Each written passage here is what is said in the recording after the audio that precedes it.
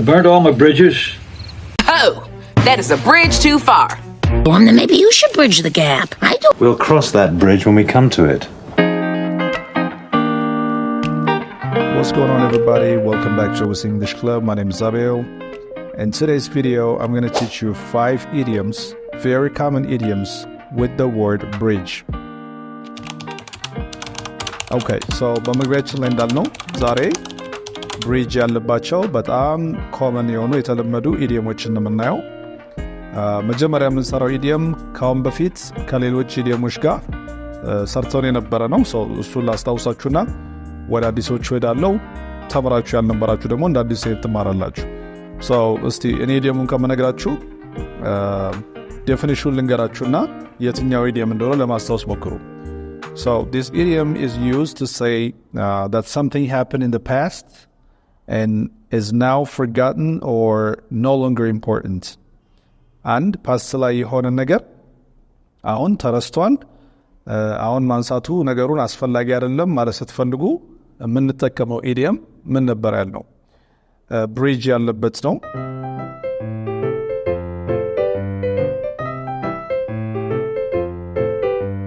Okay, so ካስታውሳችሁ water under the bridge ነበር ያልነው። water under the bridge ቀጥታ ከተረጎምነው እንግዲህ ከድልድይ ውስጥ ብሪጅ ድልድይ ነው አይደለ? ከድልድይ ውስጥ ያለ ውሃ የሚል ትርጉም የሚሰጣችሁ ሐሳቡ የሚመጣው ከዛ ነው ተብሎ ነው የሚታሰበው። so አንድ ነገር it's water under the bridge ካላችሁ ልክ ከድልድይ ውስጥ ያለ ውሃ ካለፈ በኋላ ወንዝ ለምሳሌ ከሄደ በኋላ ውሃው ተመልሶ ወደ ኋላ አይመጣም። ልክ እንደዛው የተፈጠረው ነገር ያለፈ ነገር ነው። ሰው እንዳለፈ ውሃ ቁጠረው ማለት ስንፈልግ ነው it's water under the bridge ምን ነው። መቼ እንጠቀም እንችላለን? አንድ ያጠፋ ሰው መጥቶ ይቅርታ ሲጠይቃችሁ መጥቶ ይሄን አድርጌያለሁ I'm really sorry ምናምን forgive me ይቅር በሉኝ ስላችሁ ነው it's water under the bridge። በቃ እኮ ያለፈ ነገር ነው፣ አልፏል። አሁን ማንሳቱ መልሶ መምጣቱ አያስፈልግም እያላችሁ ነው። Water under the bridge, right? Yeah. Water under the bridge now. It's water under the bridge. Water under the bridge. ያኔ ይሄን ኢዲየም ስንሰራ ተመሳሳይ ብለን ደግሞ ሌላ የጨመርነው ነበረ let bygones be bygones። ይሄም እንደዛው ነው። bygones ማለት በፊት happen ያደረጉ የተከሰቱ ነገሮች ናቸው። በፊት የተከሰቱ ነገሮችን እዛው በፊት ላይ እንተዋቸው እንጂ አሁን አናምጣቸው፣ ያለፉ አልፏል ለማለት let bygones be bygones ይባላል። I say let's let bygones be bygones. Bygones be bygones, right?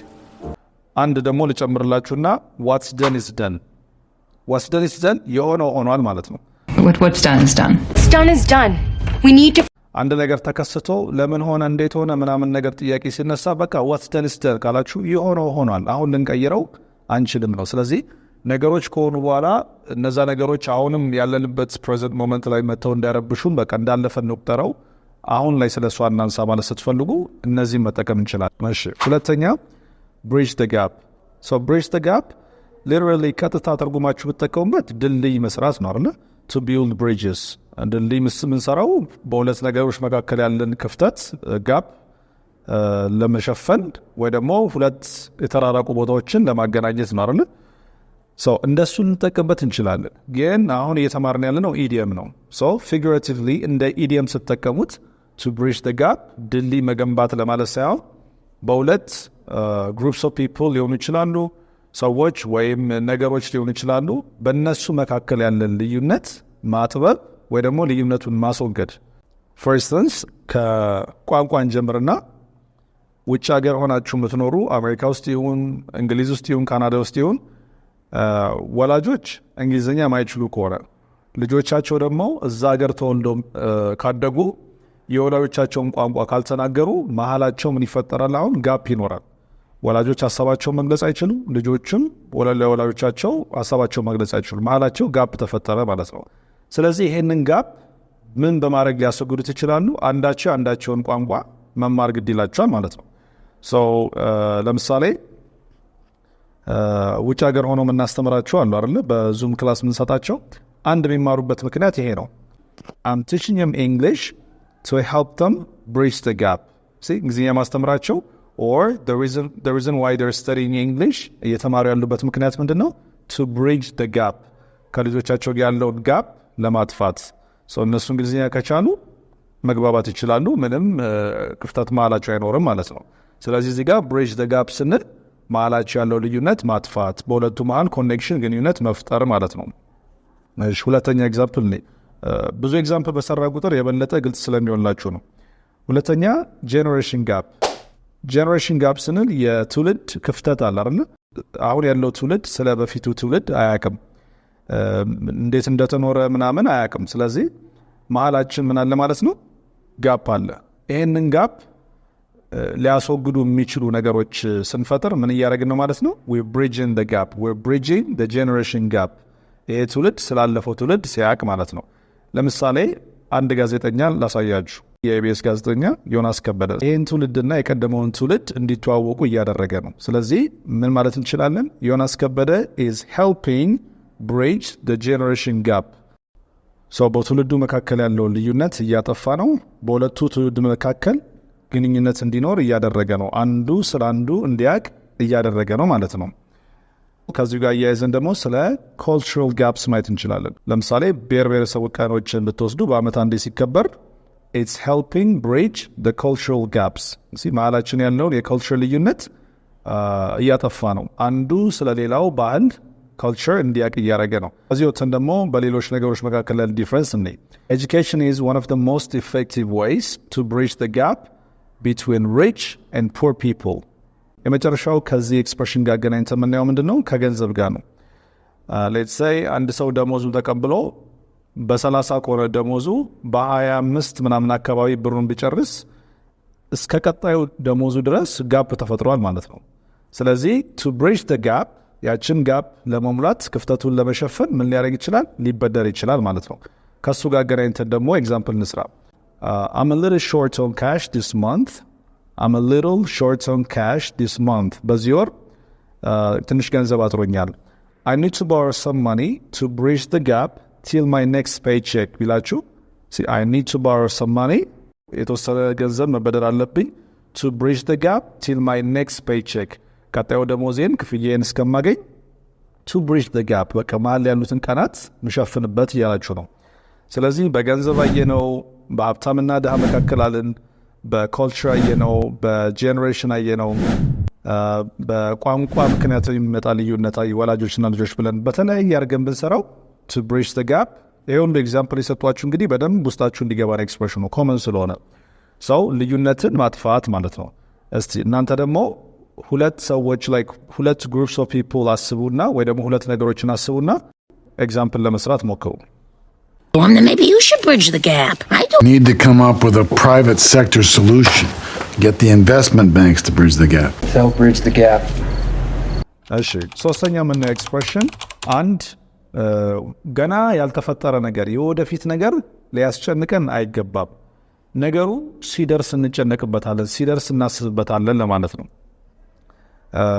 እንዴት ነው የምትጠቀሙት? ለምሳሌ I'll cross that bridge when I come to it ልል እችላለሁ። I'll cross that bridge when I come to it, or can we cross that bridge when we come to it? በዚህ መልኩ እያደረግን እንጠቀማለን። ለምሳሌ ሜሬጅን ውሰዱ።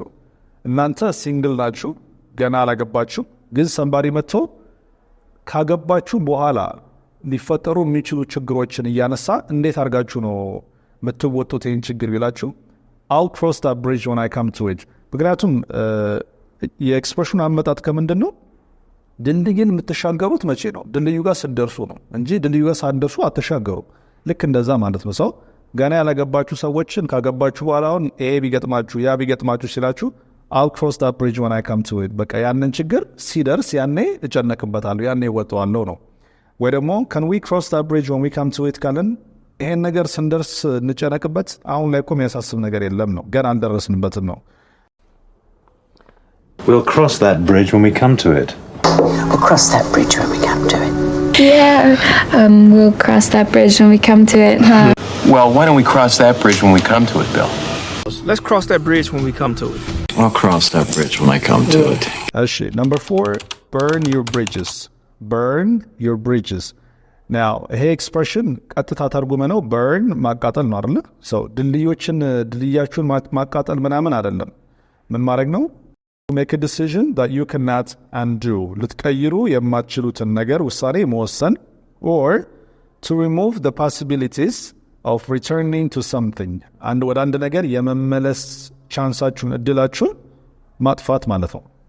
እንዴት ነው የሚሆነው? ሌትስ ሴይ የሆነን ቦታ ለቃችሁ ስትሄዱ ወይ ደግሞ ከአንድ ሰው ያላችሁን ግንኙነት ስታቋርጡ የሆነ ጊዜ ወደዛ ቦታ ወይም ወደዛ ግንኙነት መመለስ ልትፈልጉ ይችላላችሁ። ስለዚህ የመመለስ እድላችሁን ካጠፋችሁት ምን አደረጋችሁ ማለት ነው? you burn your bridges።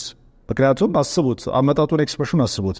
በሆነ ድልድይ ተሻገራችሁና ሄዳችሁን በል ተሻገራችሁ እዛኛው ተሻግሮ ማዶ ያለው ጋር ደረሳችሁ። ከዛ ድልድዩን ብታቃጥሉት ወደ ኋላ መመለሳችሁ ማለት ልክ እንደዛ ተረዱት። ለምሳሌ leaving your job ስራችሁን ከመተው ጋር I don't think it's a good idea to burn your bridges with your current employer. You might need your job back. See, I don't think it's a good idea to burn your bridges with your current employer. አሁን ካሉ ከቀጣሪዎች ጋር ያለህን ግንኙነት ማበላሸቱ ጥሩ አይመስለኝም። You might need your job back. See, ስራህን መልሰህ ልትፈልገው ትችላለህ። ስለዚህ ስራህን መልቀቅ ካለብህ ልቀቅ፣ ግን don't burn your bridges. don't burn your bridges ስትሉት ለመመለስ የምትችልበትን መንገድ አታጥፋው ነው። ያን እንዴት ሊያደርግ ይችላል? ለምሳሌ አለቃውን ሌላ ስራ አግኝቻለሁ ብሎ እስከዛሬ ድረስ እንደዚህ ጠገረርከኝ ምናምን ብሎ ሙልጭ አድርጎት ሰድቦት የስራ ባልደረቦች ሁሉ ተሳድቦ ቢወጣ በቃ የመመለስ እድሉን አጠፋው ማለት ነው። ግን በጥሩ ሁኔታ ደስ በሚል ሁኔታ ተመሰጋግኖ ምናምን ቢወጣ ግን የሆነ ጊዜ መመለስ ይፈልግ ሊመጣ ይችላል ማለት ነው። so to burn your bridges ወደ ኋላ መመለስ እንዳንችል ነገሮችን ማበላሸት ማለት ነው፣ ወይ ደግሞ መመለስ የምንችልበትን እድል ማጥፋት ማለት ነው። I burned all my bridges. She burned her bridges when she crashed Julie's reception. መጨረሻ የምናየው አምስተኛ a bridge too far ነው። a bridge too far. so ይሄ ኢዲየም ምን ማለት ነው? used to describe a plan that is too ambitious and unlikely to succeed.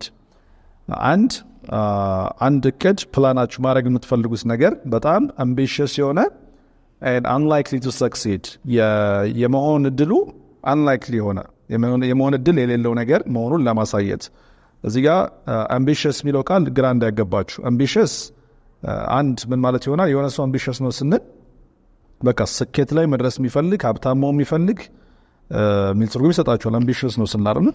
እዚህ ጋር ደግሞ ሌላኛው ትርጉሙ ነው። አንድ ነገር ambitious ነው ካላችሁ ደግሞ ምን ማለት ይሆናል? በጣም ብዙ ጥረት የሚጠይቅ ብዙ ገንዘብ ብዙ ጊዜ የሚጠይቅ ነገርም ambitious ይባላል። ሰው እሱን ነው የተጠቀምነው። ሁለተኛ ሚኒንጉን አንድ ነገር a bridge too far ብላችሁ ከገለጻችሁት ነገሩ አንድ ያቀዳችሁት ነገር ambitious ነው፣ በጣም ብዙ ጥረት የሚጠይቅ ነው፣ ብዙ ገንዘብ ብዙ ጊዜ ነው የሚጠይቀው እና የመሆን እድሉም ደግሞ በጣም ጠባብ ነው እያልን ነው። ኤክስፕሬሽኑ ከምንድን ነው የመጣው?